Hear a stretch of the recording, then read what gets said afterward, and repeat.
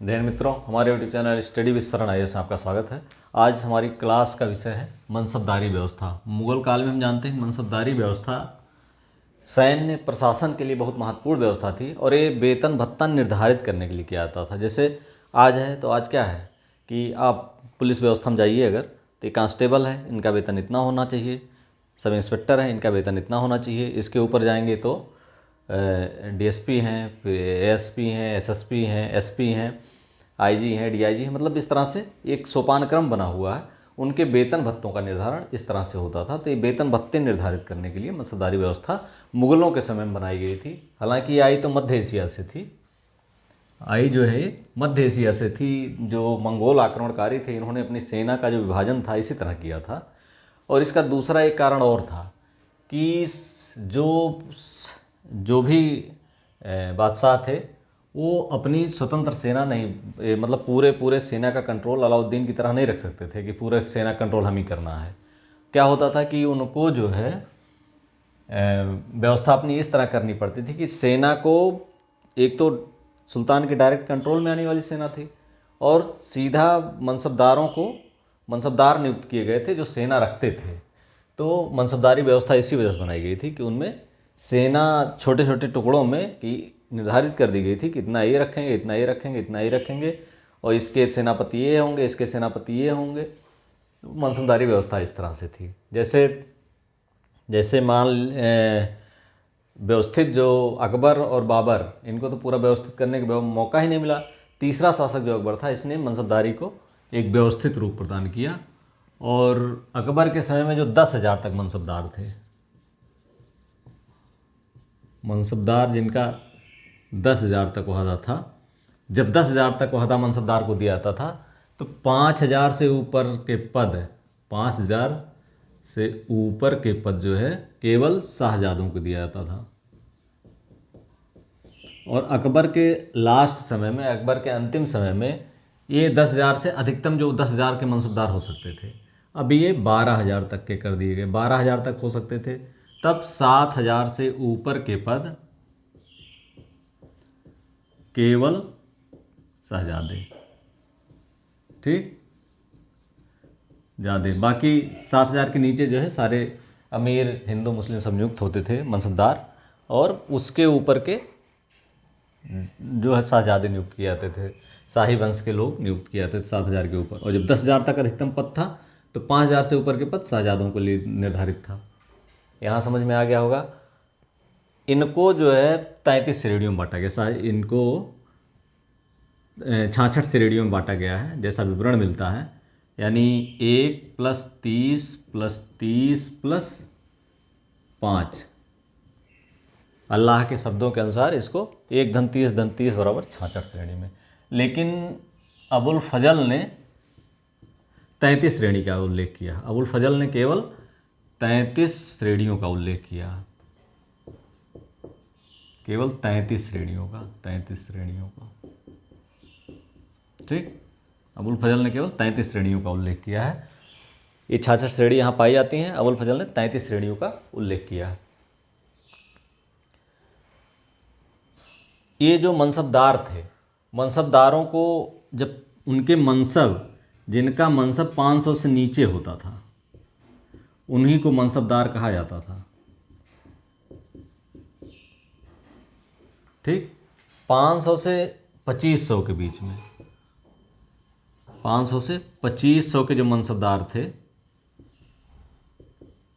उनको अमीर कहा जाता था। क्या कहा जाता था? अमीर, ठीक। और जब 2500 से ऊपर, 2500 से ऊपर के मनसबदार थे, ऊपर के मनसबदार, इन्हें अमीर आजम, अमीर आजम क्या कहा जाता था? अमीर आजम। 2500 से ऊपर के मनसबदार, ठीक, अमीर आजम कहा जाता था। इसके ऊपर का जो पद था खाने जहां था। अमीर आजम के भी ऊपर का जो पद था खाने जहां, ये बहुत बड़ा सैनिक ओहदा होता था। और सबसे बड़ा सैनिक पद होता था खाने खाना, खाने खाना। जैसे अब्दुल रहीम खाने खाना बैरम खां को खाने खाना का पद प्राप्त था। तो जो सबसे बड़ा सैन्य पद होता था वो खाने खाना का था। अकबर ने अपने समय में, बाद के समय में इन मनसबदारों को, अब समझ गए होंगे मनसबदार बनाए जाते थे, इनको इतनी उसी के अनुसार वेतन निर्धारित होता था, उसी के अनुसार उनको अपनी सैन्य व्यवस्था करनी पड़ती थी मनसबदारों को। एक तो इसके मूल कारण ये था, जैसे मनसबदारों को दो काम थे। एक तो इनका वेतन भत्ता निर्धारण, वेतन भत्ता निर्धारण। एक दूसरा मनसबदार का पद देने का मतलब यही था, वेतन भत्ता निर्धारण होता था और सैन्य संख्या का निर्धारण।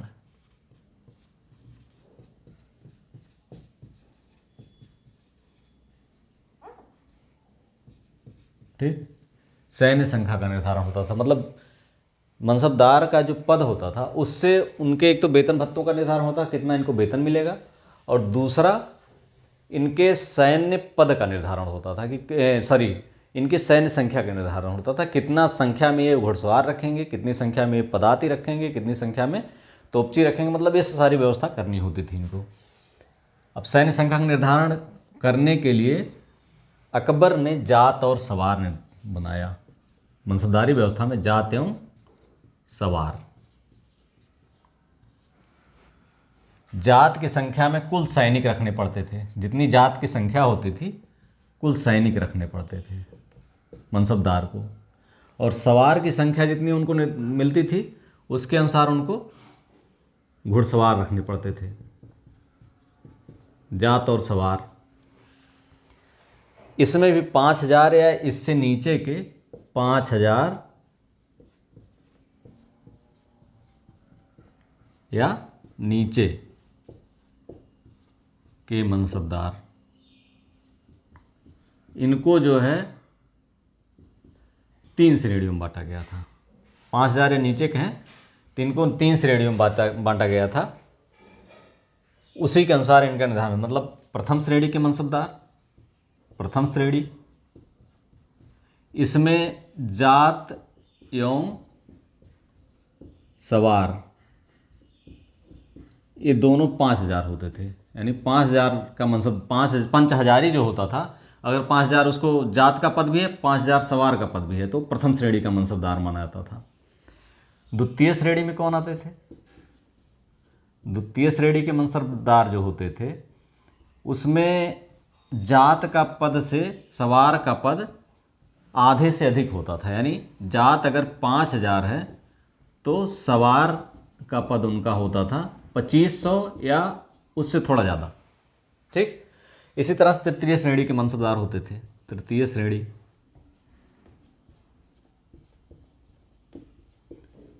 इस मनसबदार को एक तो जात इनका जो है,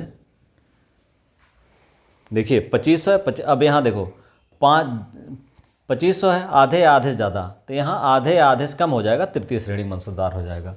अब जात और सवार यहाँ अगर हम लिखते हैं तो अगर जात 5,000 है और ये 2,000 है, यानी आधे से कम, तो ये तृतीय श्रेणी का मनसबदार होता था। मनसबदारी व्यवस्था में इस तरह व्यवस्था थी, और इसी अनुसार जितना ये सैनिक रखते थे उसी अनुसार उनको वेतन भी दिया जाता था।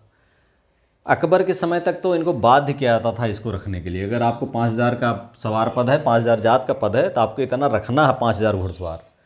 अगर 2,500 है उससे ऊपर है तो ये रखना है, 2,500 से ऊपर घुड़सवार रखने हैं, 5,000 टोटल सैनिक रखने हैं द्वितीय श्रेणी के मनसबदारों को। तृतीय श्रेणी के मनसबदारों को 5,000 कुल सैनिकों में 2,000 आपको घुड़सवार रखने हैं। तो इस तरह के जो पद थे ये अकबर के समय में थे, लेकिन बाद में जो जहांगीर के समय में या शाहजहाँ के समय में इसमें ढील दी गई। क्या की गई? ढील दी गई। अब यहाँ देखिए, जो सैनिक थे, सैनिक भी 2 तरह के होते थे। सैनिकों का जो वर्गीकरण था 2 तरह से था। जैसे पहला अहदी और दूसरा, एक अहदी होता था और एक जो होता था वो होता था अहदी और दाखिली। अहदी और दाखिली। ठीक, अहदी जो होते थे ये सुल्तान के सैनिक होते थे या बादशाह के लिए नियुक्त, और दाखिली होते थे ये मनसबदारों के लिए। हालांकि इनकी नियुक्ति जो है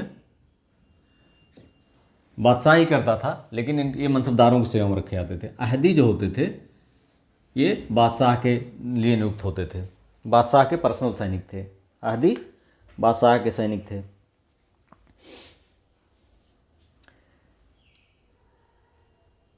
इसके बाद घुड़सवार दो होते थे, बरगीर और सिलेदार। जो अहदी सैनिक होते थे इसमें लगभग इनके घुड़सवारों को 500 रुपये तक महीने मिलते थे, और इनको दाखिली जो होते थे या जो मनसबदारों के सेवा में 12 से 15 सामान्य सैनिक जो होते थे, सामान्य घुड़सवार इनको 12 से 15 रुपये प्रति माह, इनको 500 रुपये प्रति माह, इतना अंतर था जो अहदी और दाखिली। इसी तरह से घुड़सवार होते थे, घुड़सवार भी दो श्रेणी में थे, एक तो होते थे बरगीर, दूसरे सिलेदार। बरगीर और सिलेदार, ये दो तरह घुड़सवार होते थे। बरगीर जो होता था इसको जो घोड़ा प्लस अस्त्र शस्त्र ये सब राज्य देता था। कौन देता था? राज्य से।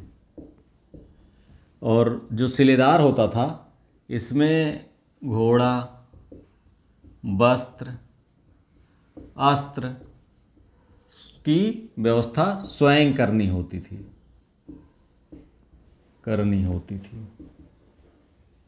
अभी ध्यान रखिएगा, बरगीर जो होते थे वो राज्य की तरफ से इनको सब मिलता था। सिलेदार जो होते थे इनको खुद व्यवस्था, ये बरगीर घुड़सवार होता था, घोड़ा अस्त्र सब इनको खुद।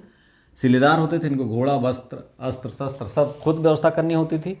अहदी जो सैनिक होते थे बादशाह के पर्सनल सैनिक होते थे, इनको 500 रुपये प्रति माह मिलता था। दाखिली जो होते थे वो मनसबदारों के लिए नियुक्त होते थे, हालांकि शासक नियुक्त करता था। और सामान्य घुड़सवारों को 12 से 15 मिलते थे रुपये महीने, जबकि बादशाह के लिए नियुक्त घुड़सवारों को 500 रुपये प्रति माह दिया जाता था। मनसबदारी व्यवस्था मुगलों में आई तो, लेकिन ये पूर्व में मध्य एशिया के जो खानाबदोश जातियाँ थीं वो अपने सिस्टम को बनाने के लिए उन्होंने इसको फॉलो कर दी थी। लेकिन इसको व्यवस्थित रूप किसने प्रदान किया? अकबर ने। अकबर के बाद ये व्यवस्था एकदम संस्थागत रूप में आ गई, और जब तक रही ये व्यवस्था सुदृढ़ रही। जैसे एकता व्यवस्था सल्तनत काल में, वैसे मनसबदारी व्यवस्था मुगल काल में, और ये व्यवस्था जैसे जब तक एकता व्यवस्था सल्तनत काल में सुदृढ़ रही तब तक सल्तनत काल को कोई हिला नहीं पाया, बहुत सशक्त रहा। लेकिन सल्तनत जैसे ही एकता व्यवस्था में दरार आनी शुरू हुई और उसमें उसकी खामियों को लोग लाभ उठाने लगे, इक़्तिदार उसका फ़ायदा उठाने लगे, धीरे धीरे वो सल्तनत के लिए दीमक बन गया। इसी तरह से मनसबदारी व्यवस्था भी थी, ये अकबर के समय बहुत सशक्त थी, और इसको जब तक सख्ती से पालन किया जाता था, घुड़सवारों की कितनी संख्या रखनी है, सैनिकों की कितनी संख्या रखनी है, इसको जब सख्ती से पालन किया जाता था तब व्यवस्था ठीक थी। यानी मुगल व्यवस्था तब तक बहुत सख्त रही। लेकिन धीरे धीरे जो मनसबदार थे, जो सामंत थे, जो उच्च अधिकारी थे, उन्होंने इस व्यवस्था का लाभ उठाना, इस व्यवस्था का दुरुपयोग करना शुरू किया, और मुगल व्यवस्था की रीढ़ जो थी मनसबदारी व्यवस्था वो धीरे धीरे चरमराने लगी, और उसी के साथ ही मुगल साम्राज्य भी चरमराने लगा। इससे अंदाज़ा लगा सकते हैं कि सल्तनत काल में एकता व्यवस्था और मुगल काल में मनसबदारी व्यवस्था कितनी आवश्यक थी और कितनी ज़रूरी थी, और कितनी इस सल्तनत जितने साम्राज्य के लिए साम्राज्य की रीढ़ थी। एक तरह से दोनों व्यवस्थाएं अपने अपने समय में साम्राज्य की रीढ़ थी, और रीढ़ ही जब टूट जाएगी तो साम्राज्य खड़ा कैसे रह पाएगा। वीडियो अच्छा लगा हो तो like, subscribe and share. Thank you for watching.